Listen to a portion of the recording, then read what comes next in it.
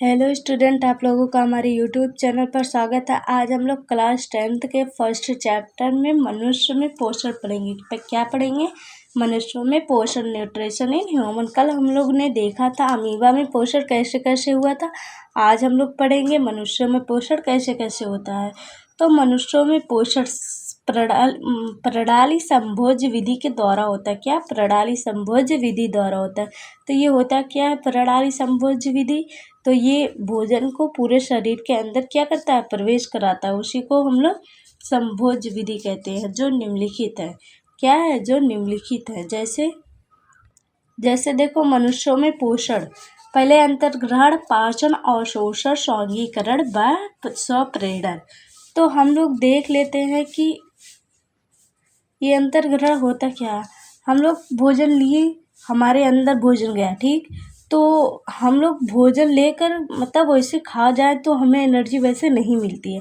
हमें एनर्जी कैसे मिलती है? जैसे देखो, अंतर्ग्रहण मतलब हम लोग भोजन को ग्रहण किए, ठीक, उसका पाचन किए, फिर उसका अवशोषण, पाचन करने के बाद उसका अवशोषण किए, मतलब जो भी ऊर्जाएं हैं वो उसका अवशोषण करते हैं। और स्वांगीकरण मतलब उसके रक्त के माध्यम में पूरे शरीर में क्या करते हैं? प्रवेश कराते हैं। और जो मल पदार्थ रहते हैं, मतलब अपशिष्ट पदार्थ रहते हैं, उसको क्या कर देते हैं? बाहर कर देते हैं। ऐसे प्रक्रिया को क्या कहते हैं? मनुष्य में पोषण कहते हैं। कि कैसे कैसे इसमें पोषण होता है, तो आप लोगों को तो समझ ही गया होगा, समझ में आ ही गया होगा कैसे कैसे होता है। तो अब हम लोग क्या कहेंगे? पाचन तंत्र पढ़ेंगे। पाचन तंत्र पढ़ेंगे कि ये पाचन तंत्र होता क्या है। पाचन तंत्र में सबसे पहले भोजन को क्या करते हैं? चबाते हैं, फिर निगलते हैं, मतलब फिर निगल जाते हैं। और निगलते हुए भोजन को क्या करते हैं? पचाते हैं। और पचते हुए भोजन के क्या करते हैं? अवशोषण करते हैं। और अवशोषण के बाद बचे हुए भोजन को पाचन तंत्र के द्वारा क्या कर देते हैं? बाहर निकाल देते हैं। ये क्रिया क्या कहलाती है? पाचन तंत्र कहलाती है। फिर से देख लो, सबसे पहले हम लोग भोजन को क्या करते हैं? चबाते हैं, फिर निगलते हैं, और फिर निगलते हुए भोजन को क्या करते हैं? पचाते हैं, और पचाते हुए भोजन को क्या करते हैं? अवशोषण करते हैं। और अवशोषण करने के बाद जो भोजन बचता है उसको हम लोग क्या करते हैं? पाचन तंत्र के माध्यम से क्या करते हैं? बाहर निकाल देते हैं। यह क्रियाएं पाचन तंत्र कहलाती है। क्या कहलाती है? पाचन तंत्र। मनुष्य का जो पाचन होता है, वह आहार नाल में होता है। क्या होता है? कहाँ होता है? आहार नाल में होता है। मनुष्य का जो पाचन होता है वो आहार नाल में होता है। आहार नाल कितना बड़ा होता है? आहार नाल 8 से 10 मीटर क्या होता है? लंबा होता है।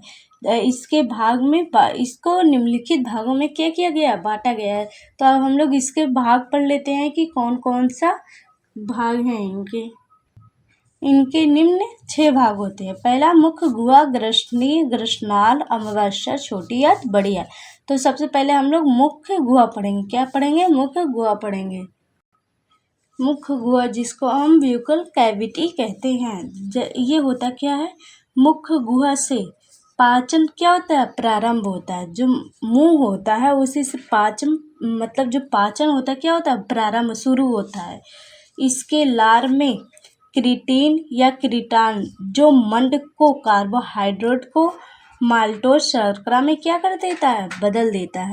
और ये जो लार में टाइलिन पाई जाती हैं, वही क्या करता है? जो मंड होता है, जो स्टार्च होता है, उसको कार्बोहाइड्रेट को माल्टोज शर्करा में क्या कर देता है? बदल देता है। और लार में थायोसाइनेट पाया जाता है, जो भोजन के साथ आने वाले जीवाणुओं को क्या कर देता है? नष्ट कर देता है। जो भोजन के साथ जीवाणु आते हैं उसको क्या कर देता है? नष्ट कर देता है। और दांत तथा मसूड़ों की क्या करता है? सुरक्षा करता है। कौन? थायोसाइनाइड। क्या? थायोसाइनाइड जो भोजन के साथ जीवाणु आते हैं उसको नष्ट कर देता है, साथ ही साथ वह दांत और मसूड़ों की क्या करता है? सुरक्षा करता है। अब हम लोग ग्रसनी देखते हैं, जो फाइल याक्स कहलाता है।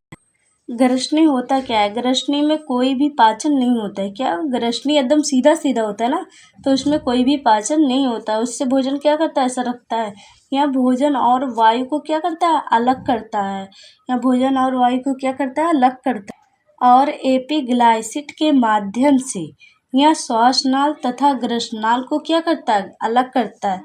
श्वासनाल और ग्रसनाल को क्या करता है, अलग करता है।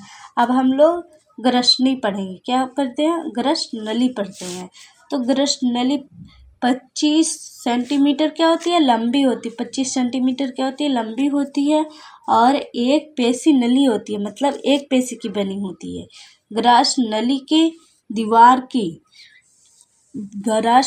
दीवार की क्रम कुंचन गति द्वारा भोजन ग्रासनली के अमावस्या में आसानी से पहुँच, मतलब क्रम कुंचन मतलब क्या होता है, वह धीरे धीरे भोजन को अमावस्या के में आसानी से क्या कर देता है, पहुँचा देता है। ये कोई पाचन नहीं होता, इसमें कोई भी पाचन की क्रियाएं नहीं होता है। इसमें भोजन कैसे कैसे देखो पहुँच जाता है, क्रम कुंचन। जैसे देखो पहले भोजन गति करता है, मतलब भोजन की धीरे धीरे धीरे धीरे वह अमावस्या में क्या कर देता है, पहुँचा देता है। तो अब हम लोग अमावस्या मतलब स्टोमच, जिसको हम लोग पेट कहते हैं, उसके बारे में पढ़ते हैं। ये चौथा पॉइंट है। तो अमावस्या आहार नाल का सबसे चौड़ा भाग है। आहार नाल का ये सबसे चौड़ा भाग है। ग्रसनी और अमावस्या के बीच एक अवरोध या रुकावट होता है। एक रुकावट होता है जिसको कार्डियक इन्फिंटर कहते हैं। या निम्नलिखित तीन प्रकार के होते हैं। कौन कौन सा है, कार्डियक भाग और फंडक भाग और पाइलेरिक भाग। ये क्या है, अमावस्या के 3 प्रकार होते हैं। ये अमावस्या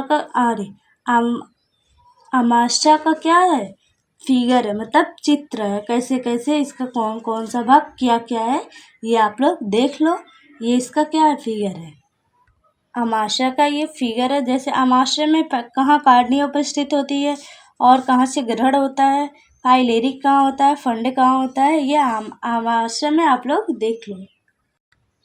अमावस्या का कार्य देख लेते हैं। अमावस्या का कार्य भोजन का संग्रहण करता है, भोजन का अम्लीय माध्यम प्रदान करता है। मतलब अम्लीय माध्यम, जैसे पेट हमारा जो स्टोमच है उसमें HCl पाया जाता है ना, तो वो अम्लीय होता है ना। तो भोजन का क्या करता है, अम्लीय माध्यम प्रदान करता है। अमाशय में ग्रंथियां होती हैं, वह जठर रस का स्रावण करती है। किसका स्रावण करती है, जठर रस का स्रावण करती है, जो प्रोटीन और कार्बोहाइड्रेट का आंशिक पाचन करती है। मतलब प्रोटीन और कार्बोहाइड्रेट को पाचन तो करती हैं लेकिन पूरा नहीं करती हैं। और अमाशय को जठर रस भी कहते हैं। क्या कहते हैं, जठर रस भी कहते हैं। तो अब हम लोग 5वां पॉइंट पढ़ेंगे। आहार नाल का 5वां पॉइंट क्या है, छोटी आंत है, जिसको हम स्मॉल इंटेस्टाइन कहते हैं। ये देखो, छोटी आंत में संपूर्ण पाचन होती है। क्या होती है, संपूर्ण पाचन होती है। छोटी आंत में पाचे हुए भोजन का क्या होता है, अवशोषण भी होता है। क्या, छोटे आंत में संपूर्ण पाचन होती है, मतलब उसमें पाचन की सभी क्रियाएं होती हैं। छोटी आंत में पचे हुए भोजन के क्या होता है, अवशोषण होता है। और सिक्रेटिन हार्मोन्स का क्या होता है, स्रावण होता है। किसका, सिक्रेटिन हार्मोन्स का क्या होता है, स्रावण होता है। छोटी आंत में रस अंकुर पाया जाता है। क्या, अंकुर पाया जाता है। छोटी आंत में क्या, रस अंकुर पाया जाता है। यह निम्नलिखित 3 प्रकार के होते हैं। कुंचुर कितना होता है, 3 प्रकार का होता है। अंकुर कितना होता है, 3 प्रकार का होता है। कौन कौन सा होता है, जैसे ग्रहण, मध्य तंत्र, शोषण तंत्र। ठीक, इसको इंग्लिश में क्या कहते हैं, डियोडेनिम और जेजुनम इलिथम। ये क्या होते हैं, 3 प्रकार के होते हैं, ग्रहण, मध्य तंत्र और शेष तंत्र। ठीक, तो अब हम लोग बड़ी आंत पढ़ेंगे। बड़ी आंत क्या होता है, बड़ी आंत में बचे हुए भोजन, मतलब कुछ जो छोटे आंत में उसमें तो संपूर्ण भोजन का पाचन होता था, मतलब इसमें जल का और तथा जो थोड़े बहुत भोजन थे उसका क्या होता है, अवशोषण होता है। यहाँ म्यूकरस स्रावन करता है। यहाँ कौन सा स्रावन करता है, म्यूकरस स्रावन करता है, जो भोजन के चिपचिपे व लसा बनाता है, जो भोजन को क्या करता है, चिपचिपा तथा लसलसा बनाता है। और बड़ी आंत माल पदार्थ को क्या कर देता है, बाहर निकाल देता है। यहाँ निम्नलिखित कितने प्रकार की होती है, 3 प्रकार की होती है। एकदम बड़ी आंत फिर से देख लो, बड़ी आंत में बचे हुए भोजन का तथा जल का क्या होता है, अवशोषण होता है। यहाँ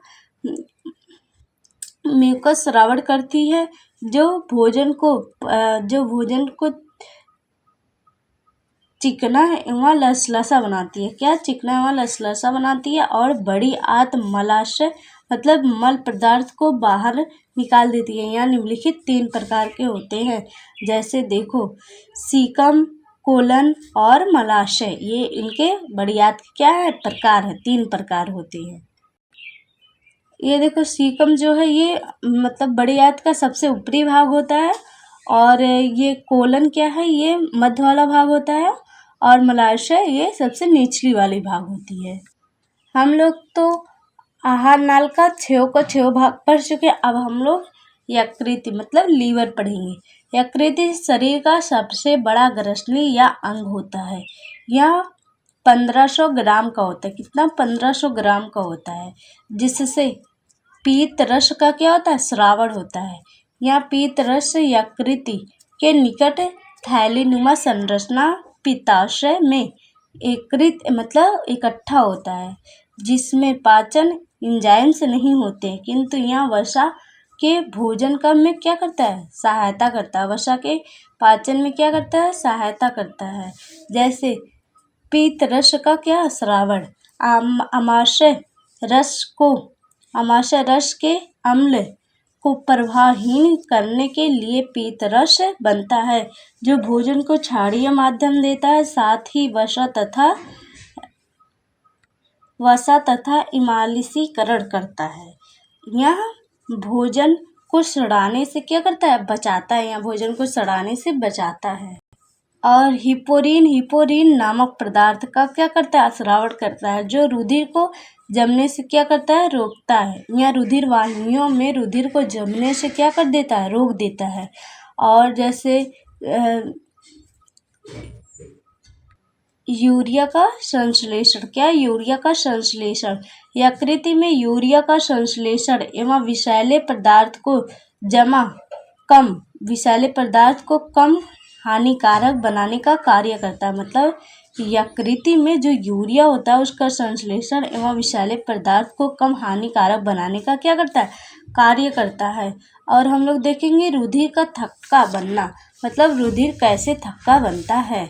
तो जैसे देखो रुधिर कोशिकाएं जैसे प्रोथार्बिन तथा फाइब्रिनोजेन रुधिर का क्या करता है, स्रावन करता है, जो चोट लगने पर रुधिर का थक्के बनने का कार्य करता है। कौन दो है, फाइब्रिनोजेन, ये क्या करता है, रुधिर को थक्का बनने से रोकता है।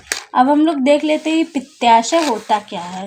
पित्ताशय होता क्या है, तो ये देखो यकृत के बिल्कुल नीचे छोटी थैली नुमा संरचना होती है, जिसको क्या कहते हैं, पित्ताशय कहते हैं।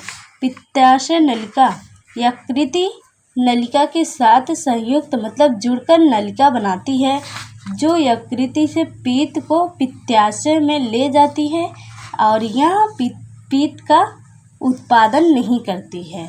ये क्या हो गया, पित्ताशय हो गया। ठीक, आई होप कि आप लोगों को बहुत अच्छे से वीडियो समझ में आया होगा।